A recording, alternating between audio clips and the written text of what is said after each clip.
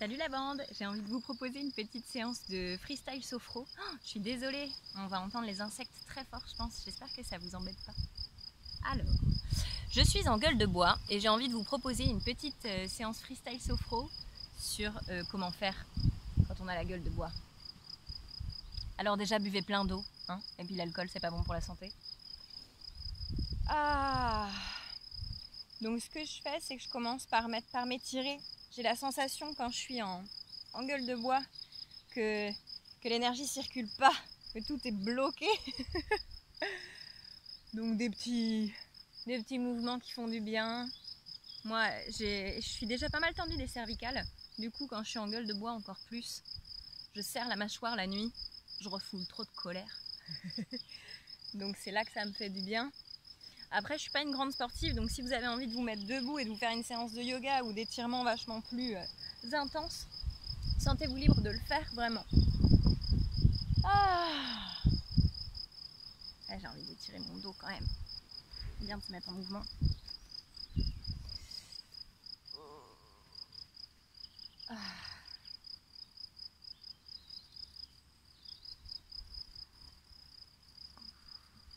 J'espère qu'on voit pas mes fesses, il y a des trous dans mon jean. J'hallucine d'être en train de faire ça en même temps. Je pourrais faire vachement plus longtemps et je pense que ça me ferait vraiment beaucoup de bien. Mais j'ai la flemme.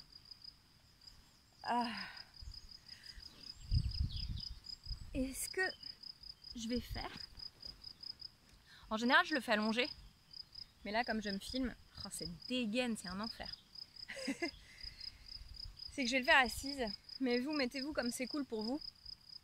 Déjà quand on arrive à s'asseoir en gueule de bois c'est cool, c'est que c'est pas trop énorme.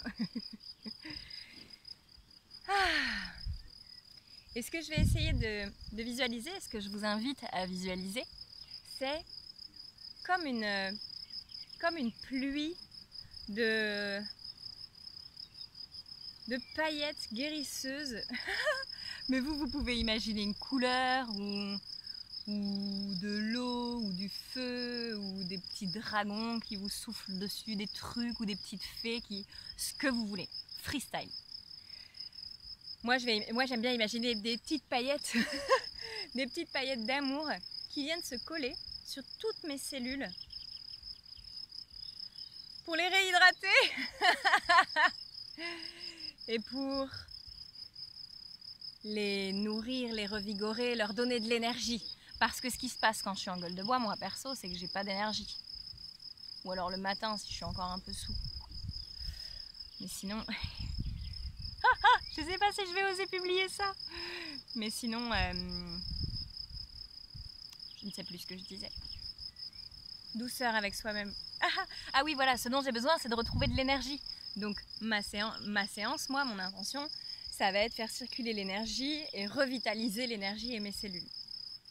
Donc, je vous invite à fermer les yeux ou pas et à faire 3 respirations complètes.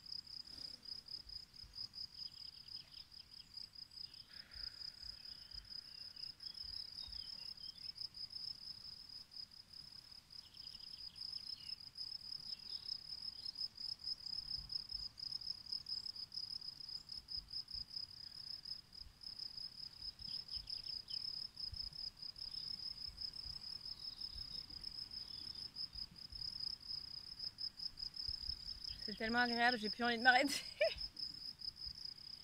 Et après, je vous invite à faire vraiment tout ce qui est cool et agréable pour vous. Moi, je vous montre ce que je fais et puis vous faites comme vous avez envie. Et là, je vais imaginer qu'arrive par ma tête une pluie de paillettes dorées d'amour et qui recouvre tout mon corps, tout l'extérieur et tout l'intérieur.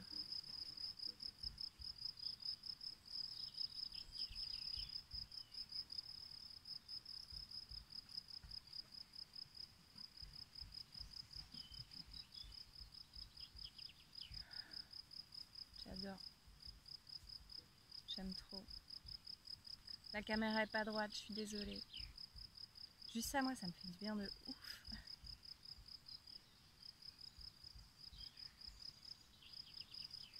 Ce qui fonctionne bien, c'est d'imaginer que la respiration a un impact sur votre intention. Par exemple, moi j'aime bien imaginer à l'inspiration que la pluie elle tombe, que toutes mes petites cellules sont contactées par les paillettes d'amour et qu'à l'expiration, ça se diffuse.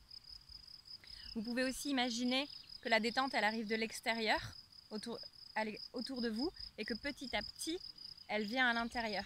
Ou alors au contraire, vous pouvez imaginer par exemple une bulle de lumière ou d'amour ou de couleur ou ce que vous voulez qui part de votre centre où vous voulez et qui se diffuse de l'intérieur vers l'extérieur. Vous pouvez aussi visualiser que les choses elles arrivent d'en haut vers en bas jusqu'à vos pieds ou alors de vos pieds jusqu'en haut en fonction de ce qui est confortable pour vous, de ce qui vous appelle, de ce qui est agréable.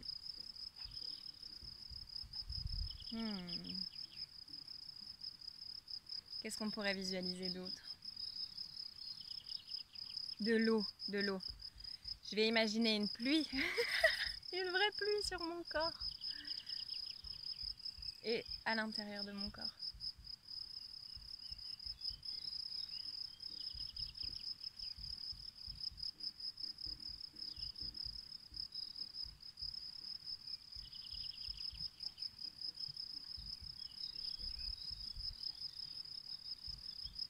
Il y a aussi une technique en hypnose, je crois que j'avais entendu ça, d'imaginer des réservoirs. Ah, mais en fait, mon visage, il est à l'ombre quand je vous parle. Désolée. En hypnose, d'imaginer comme des réservoirs en soi, de la forme que vous voulez, où vous voulez, et de le visualiser se remplir. Comme si tout votre besoin d'hydratation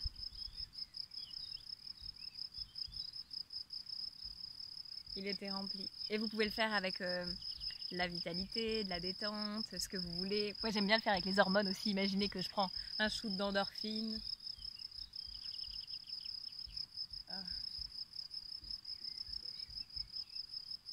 C'est un scandale cette séance freestyle. Mais j'ai envie d'essayer et de me lancer quand même. Qu'est-ce que je pourrais vous donner d'autre comme tips? Allez dans votre lieu ressource, bien sûr. Mais c'est une séance que j'ai pas encore créée.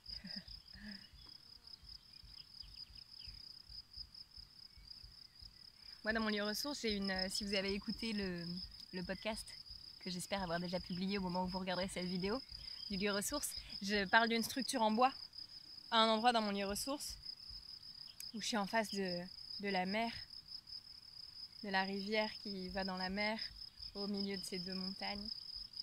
Et donc je suis dans un bâtiment en bois ouvert qui est pointu et j'imagine que l'énergie elle arrive du ciel jusque sur la pointe de ma structure en bois et qu'après tout m'envahit moi.